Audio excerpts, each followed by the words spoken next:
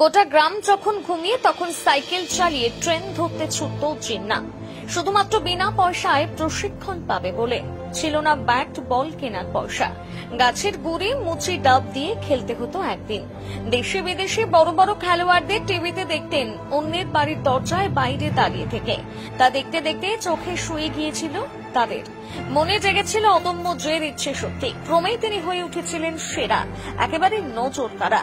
বল যেন তৈরি শুধুমাত্র তার হাতে খেলার জন্য। আজ পাড়ার সেই জিন্নাই আইপিএল এর অন্যতম দল শাহরুখের টিমের সদস্য। চলতি আইপিএলে কেকেআর এর হয়ে নেট বোলিং এ বসিরহাটের ছেলে জিন্না মণ্ডল।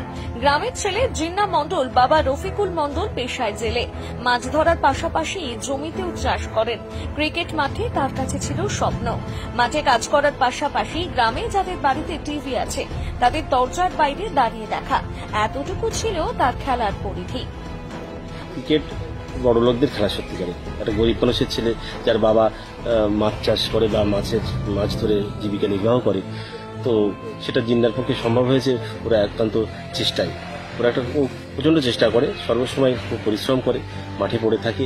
অভাবের সংসারে জিন্নার ক্রিকেটের হাতে খড়ি গ্রামের রাস্তায় পড়ে থাকা মুচি ডাব দিয়ে। সেখান থেকে টেনিস বলে হাত পাকিয়ে পাড়ার মাঠে খেলা শুরু। না ছিল ভালো কোচ, না ছিল ভালো খাবার, তবে তার খেলা দেখে তাকে বিনামূল্যে প্রশিক্ষণ দেওয়ার জন্য রাজি হয়ে যেত কোচেরা। তবে সেখানেও বাধা। প্রশিক্ষণ কেন্দ্র বাড়ি থেকে বহু ক্রোশ দূর। তবে হার মানেনি জিন্না, চলেছে খেলা। বর্তমানে বেড়াচাপা শহীদুল্লাহ কলেজের প্রথম বর্ষের ছাত্র।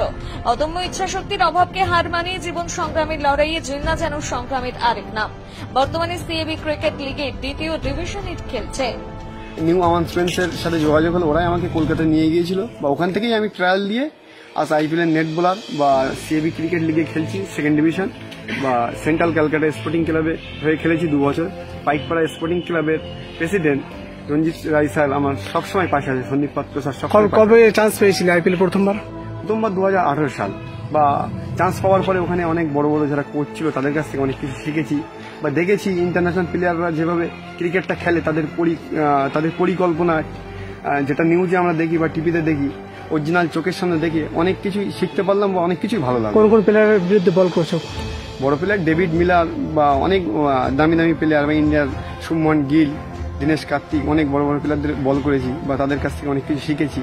দেখেছি তারা কিভাবে ব্যাটিং করে, কিভাবে বোলিং করে, বা শিবম মাবি, কৃষ্ণা, এদের থেকেও খলিল আহমেদ, এদের থেকেও বোলিং টিপস নিয়েছি বা তারা কিভাবে বলটা করে তবে দেখে দেখেই এখন চেষ্টা করছি, হার্ড অ্যান্ড সোল প্র্যাকটিস করছি, যাতে ইনশাল্লাহ সফল হই। তবে এত বছরের পরিশ্রম বিফলে যায়নি। আছে কলকাতা নাইট রাইডার্স দলের নেট বোলার, নাম জিন্না মণ্ডল। ক্রিকেটই যে তার জীবন, একমাত্র ভালোবাসা।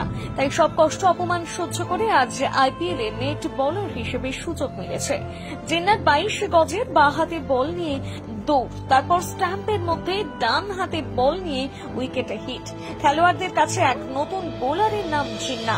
লড়াই হয়তো এখনো সেভাবে প্রচারের আলো পায়নি, কিন্তু তার অদম্য জয়েতে প্রতিদিন পাপিয়ে ফেলছে। বাধা পেরিয়ে সাফল্যের পথে হাঁটা শুরু। তবে গরিবের কাছে হার মেনে কখনোই তিনি থেমে যাননি। বুকে যেহেতু চোখে একরাই স্বপ্ন নিয়ে এগিয়ে যাচ্ছে।